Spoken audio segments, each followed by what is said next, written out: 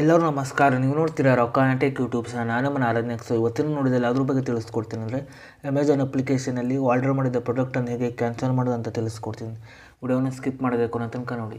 So ನೀವೇನಾದರೂ first time ನಮ್ಮ YouTube channel ನೋಡ್ತಾ ಅಂದರೆ ಈಗಲೇ ಸಬ್ಸ್ಕ್ರೈಬ್ ಮಾಡ್ಕೊಳ್ಳಿ. ನೀವು ಆಲ್ ನೋಟಿಫಿಕೇಷನ್ ಮಾಡ್ಕೊಳ್ಳಿ. ಸೊ ನೀವು ಹೇಗೆ ಮಾಡಿದ್ರೆ ನಾನು ಹಾಕೋಲ್ಲಿ ವಿಡಿಯೋ ನಿಮಗೆ ಮೊದಲು ಬಂದು ತಲುಪುತ್ತೆ ಅಂತ ಹೇಳ್ಬೋದು. ಸೊ ಬನ್ನಿ ಇವತ್ತು ನೋಡಿ ಸ್ಟಾರ್ಟ್ ಮಾಡೋಣ. ಸೊ ಮೊದಲಾಗಿ ನಾನೊಂದು ಟೆಲಿಗ್ರಾಮ್ ಚಾನಲ್ ಲಿಂಕನ್ನು ನೋಡಿದ ಡಿಸ್ಕ್ರಿಪ್ಷನ್ದಲ್ಲಿ ಕೊಟ್ಟಿರ್ತೀನಿ. ಸೊ ನೀವು ಬೇಕಾದರೂ ಹೋಗ್ಬಿಟ್ಟು ಜಾಯ್ನ್ ಕೂಡ ಆಗ್ಬೋದು. ಸೊ ಈಗ ಬನ್ನಿ ಇವತ್ತಿನ ನೋಡಿ ಸ್ಟಾರ್ಟ್ ಮಾಡೋಣ.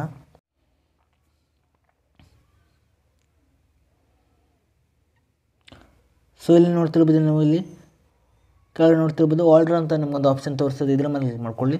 ಸೊ ನಂತರ ನೀವು ಆರ್ಡರ್ ಮಾಡಿದ ಪ್ರಾಡಕ್ಟ್ ಮೇಲೆ ನೀವು ಕ್ಲಿಕ್ ಮಾಡ್ಕೊಳ್ಳಿ.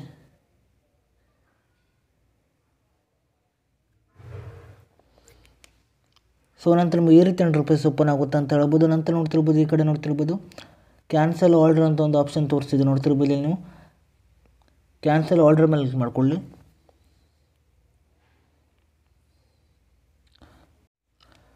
ಸೊ ನಂತರ ನಿಮಗೆ ಈ ರೀತಿ ₹100 ಓಪನ್ ಆಗುತ್ತೆ ಅಂತ ಹೇಳ್ಬೋದು.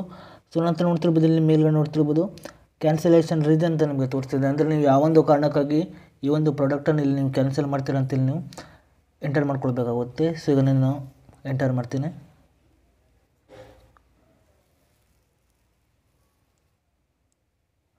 ಸೊ ನಂತರ ನೋಡ್ತಿರ್ಬೋದು, ಇಲ್ಲಿ ನೀವು ಕೆಳಗಡೆ ಕ್ಯಾನ್ಸಲ್ ಚೆಕ್ಡ್ ಐಟಮ್ಸ್ ಅಂತ ನಿಮಗೊಂದು ತೋರಿಸಿದೆ. ನೋಡ್ತಿರ್ಬೋದು, ಇಲ್ಲಿ ಕ್ಯಾನ್ಸಲ್ ಚೆಕ್ಡ್ ಐಟಮ್ಸ್ ಅಂತ ತೋರಿಸಿದೆ. ನೋಡ್ತಿರ್ಬೋದು, ಇದ್ರ ಮೇಲೆ ಯೂಸ್ ಮಾಡ್ಕೊಳ್ಳಿ.